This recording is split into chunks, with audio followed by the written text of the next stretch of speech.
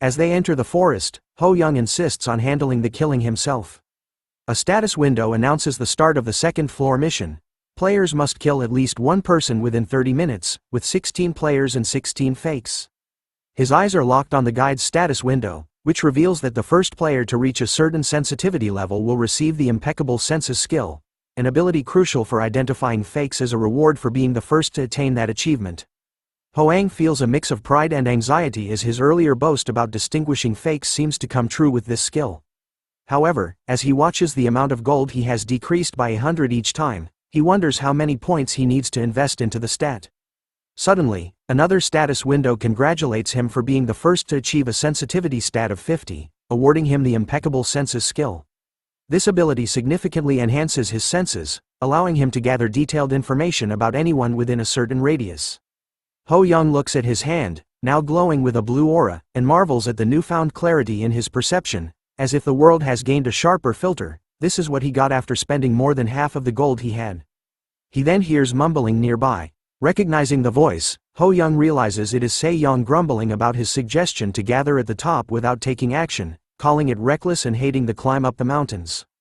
Ho Young is impressed by his acute hearing as he spots Se Yong 500 meters away and could still hear him perfectly fine. However, a foul stench soon hits him, revealing that the figure is not Se Yong, but a fake. After cutting the doppelganger of Se Yong in half, the status window confirms that a doppelganger has been killed, updating the count to 16 players and 15 fakes, with the mission still requiring a kill within 30 minutes. Ho Young looks at his blade and feels a pang of guilt, as the fake had perfectly mimicked Se Yong until its death.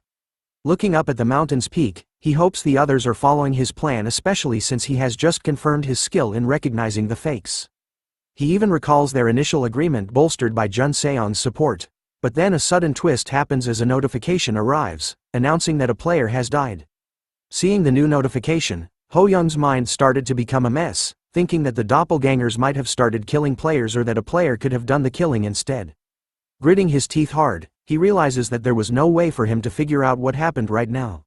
So he rushes off, hoping to find the killer fast enough to save lives.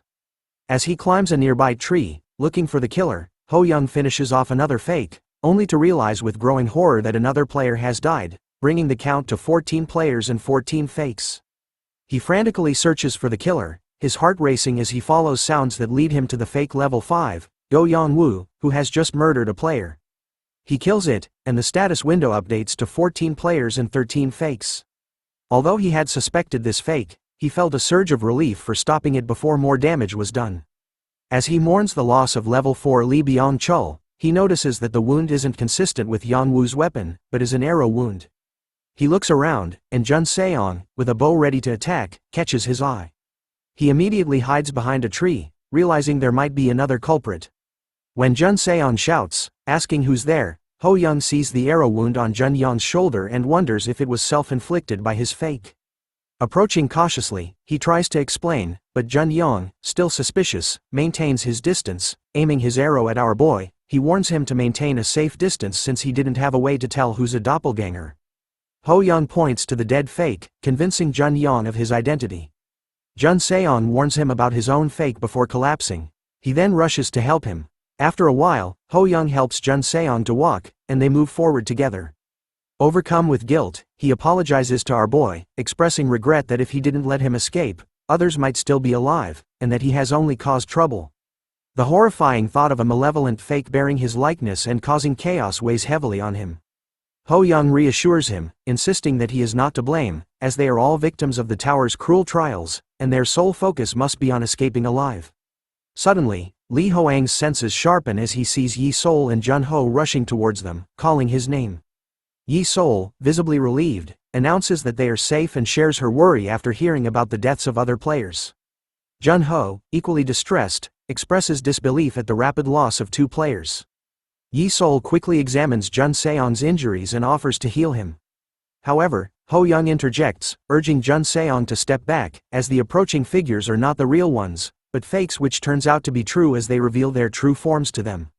Junseong steps back, preparing his arrows against them as he watches Yi Sol and Jun Ho's fakes charging at Ho Young. As they clash blades with one another, the fake Jun Ho brings out the old grudge from a death mission, and questions whether Ho-young still holds resentment despite his being known for his kindness. Junseong also joins the fight, telling our boy that he'll confront the other fake. But as he fights against Junho, our boy starts to get confused by the boldness of these fakes, and wonders why they dare face him so audaciously, especially when one of them holds Yi-Sol's memories, which should make them aware of how powerful he is compared to them.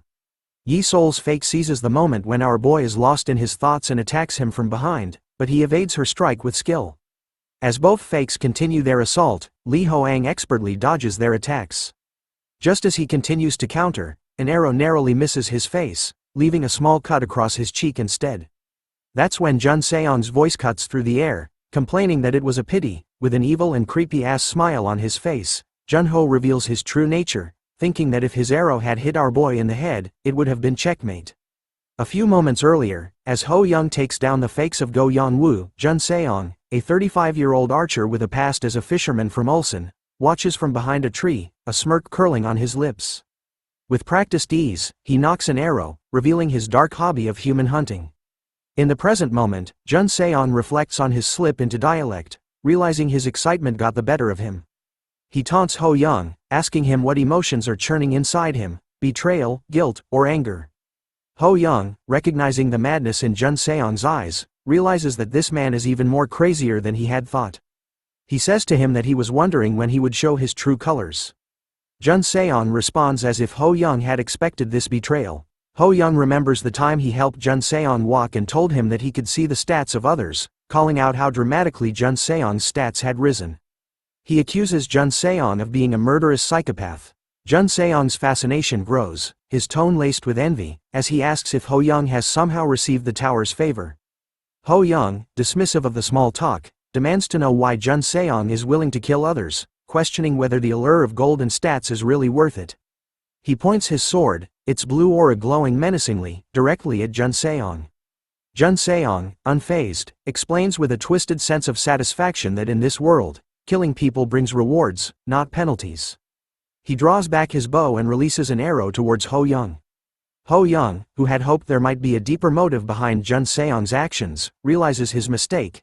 Junseong is simply a psychopath who was biding his time. As Yi-Sol, Junho closes in for a fight, Ho-young clashes with them, dodging Junho's strike first, before spinning around in the air and kicking straight in the back, sending him flying far away.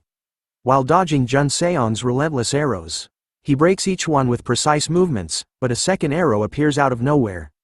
Our boy twists his body in the air at the last moment, narrowly dodging the powerful arrow attack that destroys a tree in a single hit. He lands hard on the ground, gritting his teeth and recognizing that Junseong hasn't shown all his cards yet. Ho-young takes a strategic glance at the fake's formation. He observes Yi-Sol and Junho positioned behind him. Junho, renowned as the finest close combatant in the area, and Yi-Sol, the most skilled healer. Their presence, combined with Junseong, a formidable range attacker stationed in front of them, creates a nearly impenetrable team. Turning his attention to Junseong, Ho-young acknowledges the impressive effort he put into convincing the fakes in helping him. Junseong, with an arrow in hand and a confident smirk playing on his lips, remarks that catching a big fish requires significant effort. He admits that he initially expected Ho-young to fall easily, yet he finds him surprisingly resilient. He says that he relishes the challenge, eagerly anticipating the sight of Ho-young's painful struggle before his inevitable defeat. He then commands the fakes to tighten their nets around Ho-young while he draws and fires 3 more arrows with precision. Ho-young, utilizing his impeccable senses, assesses the well-coordinated balance of Junseong's team. As everything around him slows down, he reviews the stats of Yi-Sol and Junho, noting their high levels of skill and capability. Despite the impressive team composition, Ho-young realizes that even the best strategic setup might not be enough in the face of overwhelming strength. He engages in a fierce battle, his determination unwavering as he takes down the fakes one by one despite their well-coordinated attacks. As the battle rages on, a status window pops up, confirming the deaths of both fakes and updating the numbers. The current count of players stands at 14, while the fakes are reduced to 11, with a reminder to kill at least one person within 30 minutes. As Ho-young approaches, Junseong collapses to his knees, drenched in sweat and trembling with fear. He begs desperately for his life, confessing that his obsession with rewards has driven him to madness and led him to cross boundaries he should never have approached. With a voice filled with desperation, He pleads for just one chance to make amends. But suddenly, a burst of manic laughter erupts from Junseong as he springs up and attacks Ho Young, cursing him to go to hell. Ho Young remains calm and resolute, responding with a swift and decisive blow that cuts through Junseong's attack. As Junseong falls, his final thoughts are filled with the painful realization that Ho Young is far more than just another formidable opponent. Thanks for watching the latest part from the voice of Manhwa. Subscribe for more content and don't forget to comment below what you want to see in the future. Like and share for more.